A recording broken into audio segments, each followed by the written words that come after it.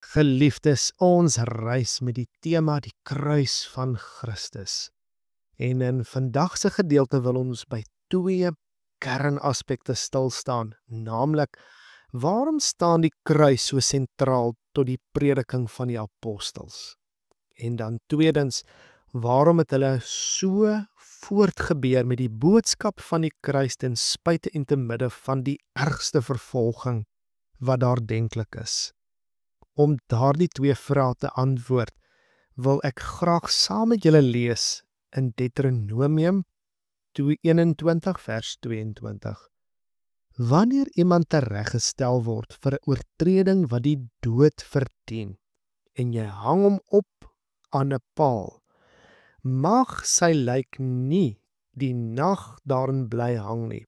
Jy moet hom dieselfde dag nog begrawe, want wie opgehang word, is deur God vervloek. Nou dit voel baie teenstrydig met mense instink om juis hierdie vers in behandeling te neem, want Jesus het dan aan 'n paal gehang. Is hy dan die vervloekte? Mens sou kon dink dat die disippels, die apostels, hierdie gedagtegang teen alle koste sou wou vermy. Maar dit blyk vir ons helder dat dit die voorgrond van hulle prediking was. Ons sien dit in die evangelies en dan by name Petrus en Paulus stel die kruis van Christus, hy wat hang aan 'n paal, stel dit op die voorgrond van hulle prediking. En daar is miskien 3 goeie redes waarom hulle dit doen.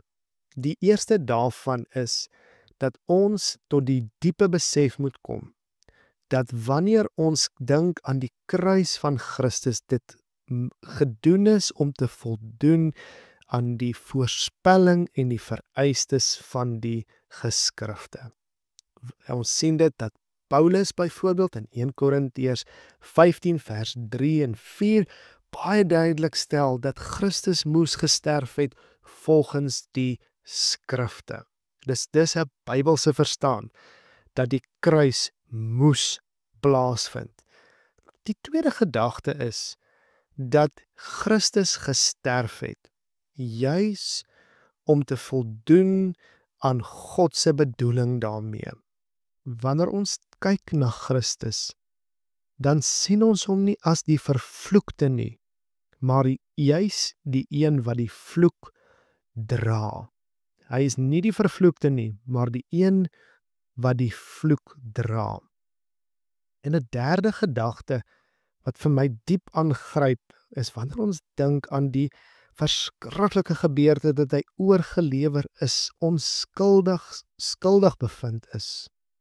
En dan voor Pontius Pilatus staan en die volk uitroep, kruisig hom, en hy ter dood veroordeel word. In die appelreg word daar altyd na 'n hoër liggaam geappelleer. In hierdie geval God self.